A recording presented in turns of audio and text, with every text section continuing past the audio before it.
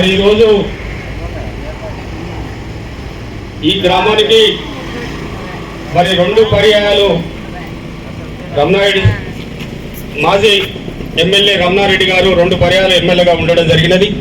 మరి తంగిడిపల్లె గ్రామాన్ని అనేక అభివృద్ధి పథంలో దురదృష్టవశాత్తు 2 సంవత్సరాల కింద జరిగినటువంటి ఎన్నికల్లో జై తెలంగాణ, జై కేసీఆర్. మిత్రులారా, ఈరోజు గ్రామ పంచాయతీ ఎన్నికల సందర్భంగా మిత్రుడు సముద్రాల నర్సయ్య ఎలియాస్ బాబు,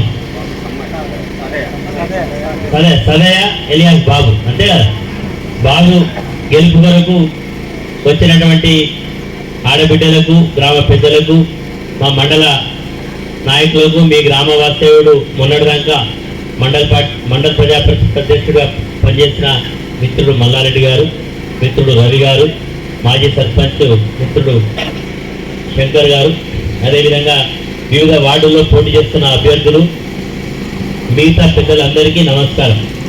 మరి ఇంతకుముందు మాట్లాడిన బండారి సమ్మయ్య నేను చెప్తే అనుకునే నాకన్నా మంచిగా చెప్పాడు, బాగా చెప్పినాలే, ఉన్నది ఉన్నట్టు చెప్పాడు కదా, చెప్పినా లేదా? మరి మీరు అందరు ఆడబిడ్డలు, కేసీఆర్ ముఖ్యమంత్రి ఉన్నప్పుడు చీరలు ఎప్పుడు వచ్చేదమ్మా? దసరాకి వచ్చేది. మరి రేవంత్ రెడ్డి వచ్చినాక ఎప్పుడు వస్తాయి చీరలు? రాగరాగం నచ్చినాయి. అవి కూడా మహిళా సంఘంలో సభ్యులకేనట, ముసలమ్మకు లేదట, ఈ ముసలమ్మకు లేదట. అంటే వీళ్ళు కాదా? వీళ్ళు మహిళలు కాదా? అంటే ఉదాహరణ చెప్తున్నా, అన్నం మొత్తం ఉడికిందని చూడడానికి ఒక బెస్కెట్ వెళ్తుంటామో, ఈ ప్రభుత్వం పనితీరుకు ఈ మహిళల యొక్క చీరలే ఉదాహరణ అని చెప్పి సందర్భంగా గుర్తు చేస్తున్నా.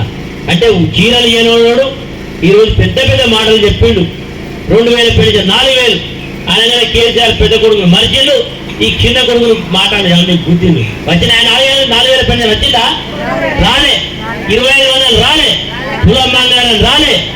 గ్యాస్ రాలే. చదువుకున్న పిల్లల స్కూటీలు రాలే. నిరుద్యోగ వృద్ధి రాలే. వీటన్నిటి కూడా రాగా ఏమైంది?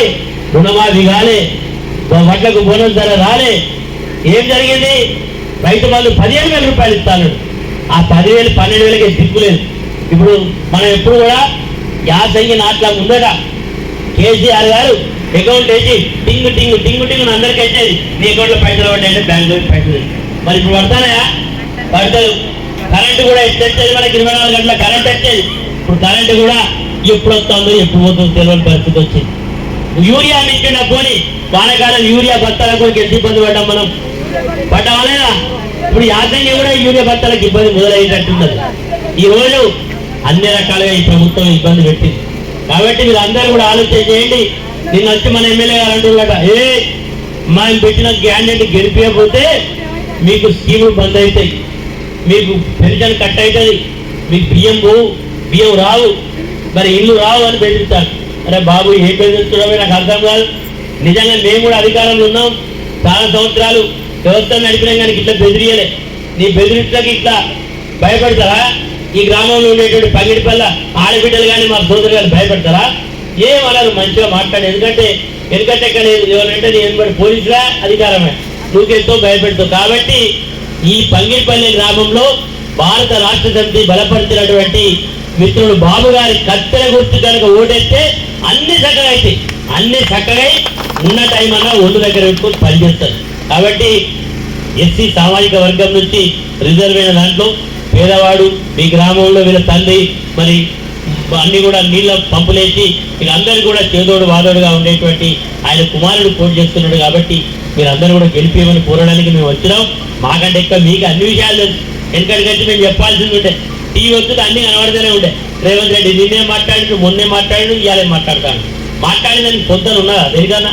ఇవాళ మాట్లాడింది రేపు రేవంత్ అయోమయం జగన్నాథం. ఒక ముఖ్యమంత్రి అంటాడా, అమ్మ పేగులు తీస్తా, కళ్ళు తీస్తా, గుడ్లు తీస్తా, గోళీలు ఆడుతా, ఇవన్నీ మాట్లాడతారు. అంటే ఎప్పుడైనా అసహనానికి ఎప్పుడు లోనవుతారు మనుషులు? ఏదైనా చెప్పింది చేయలేనప్పుడే అసహనానికి లోనవుతారు. కాబట్టి దేవుళ్ళని ఒట్లు మన వరంగల్కి వచ్చాడు, భద్రకాలమ్మ మీద ఒట్టు నేను ఇచ్చేస్తా, సమ్మక్క సాల మీద ఒట్లు పెట్టి ముఖ్యమంత్రిని చూసినావా మనం?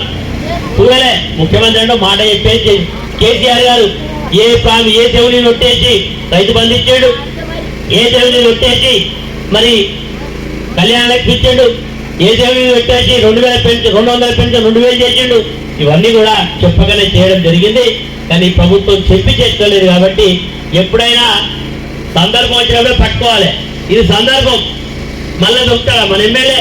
ఇక మళ్ళీ దొరికే ఎప్పుడైనా దొరకట్లేకపోతే మళ్ళీ ఎమ్మెల్యే ఎలక్షన్గా దొరుకుతాడు. ఎందుకంటే మళ్ళీ మధ్యలో వచ్చిపోయినా ఆయనతో మనం మాట్లాడే అవకాశం ఉండదు. మనం ఏవి కూడా రేవంత్ రెడ్డి ప్రభుత్వాన్ని ప్రశ్నించే అవకాశం, ఇది మంచి అవకాశం. కాబట్టి మరి బాబు గారి ప్యానల్ మొత్తం కూడా ఇక్కడ నిలబడ్డది. మీ అందరూ కూడా వారి వారి గుర్తులు, ఒకడ గౌన్ రావచ్చు, ఒకడ గ్యాస్ పై రావచ్చు, ఏది వస్తుందో వాళ్ళ గుర్తులు తెలుసుకొని అందరినీ కూడా వేసి గెలిపియండి.